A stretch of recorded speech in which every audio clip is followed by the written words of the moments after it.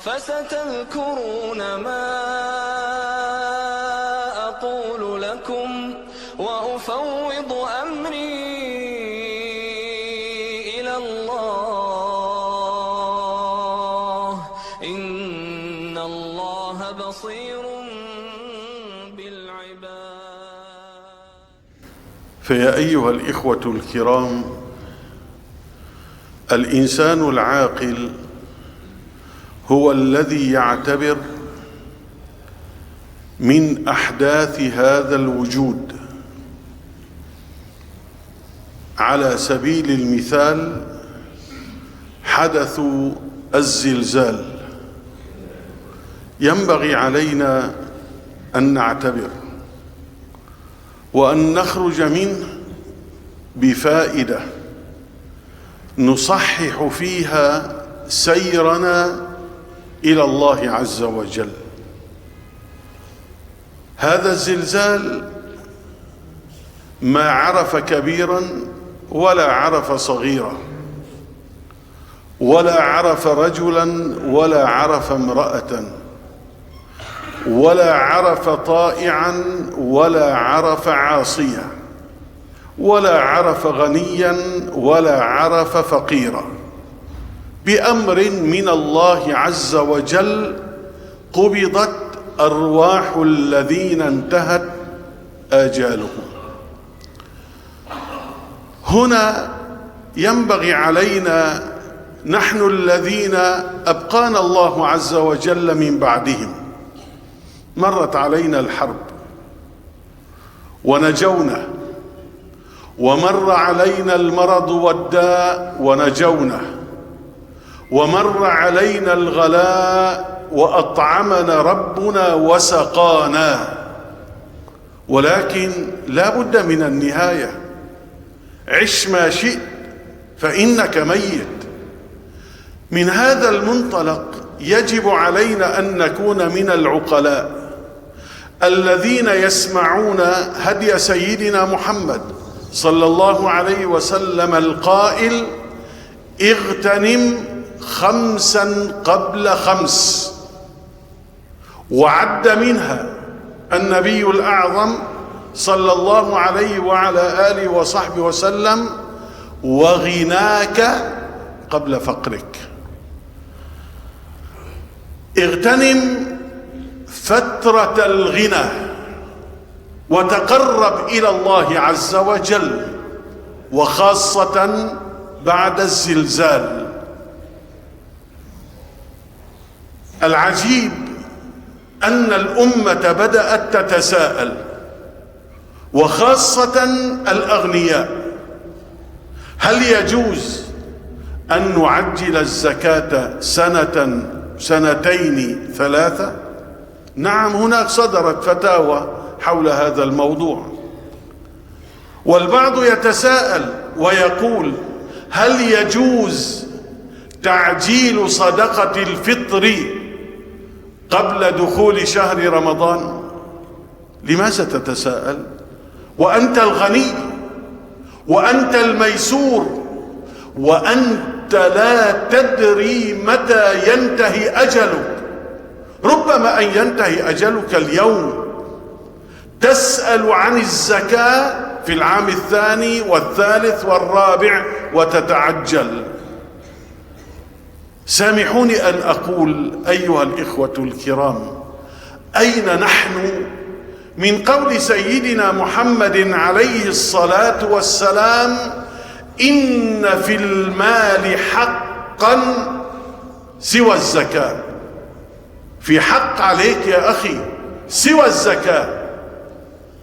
ما لي أراك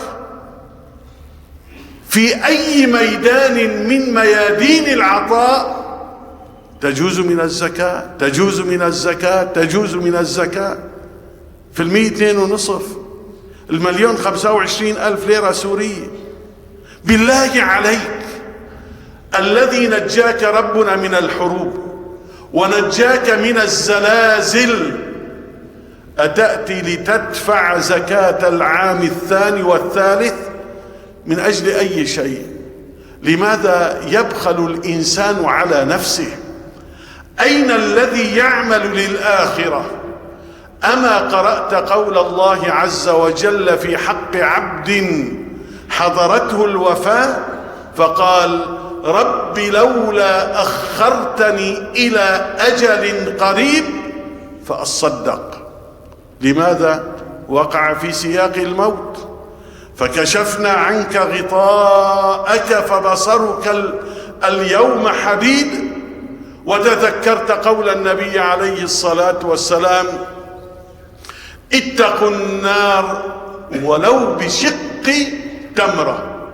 هل تعلم ماذا هذا الحديث يعني؟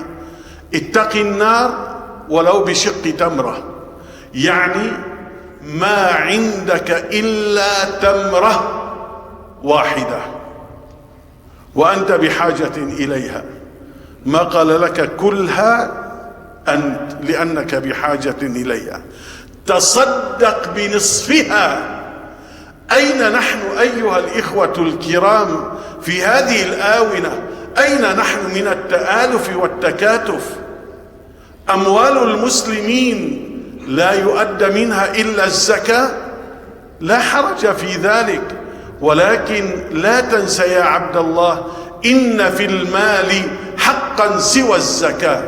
هب أنك دفعت زكاة السنة القادمة والتي تليها، وأحياك ربنا عز وجل للعام الثاني والثالث، وجاءك فقير وبحاجة، ماذا تقول له؟ والله يا أخي سددنا الزكاة من عامين يوم الزلزال، وهؤلاء الفقراء ماذا سنقول لهم؟ جاءك شهر رمضان المبارك بعد شهرين، بعد شهر، وجاءك الفقير، صدقة الفطر.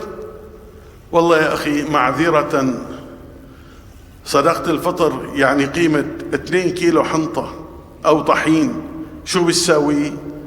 بقول لك صدقة الفطر معذرة أنا دفعتها في ساعة الزلزال. بالله عليكم، أهكذا رب سيدنا محمد صلى الله عليه وسلم أصحابه؟ لا ورب الكعبة. الدنيا همزة وصل وليست بهمزة قطع.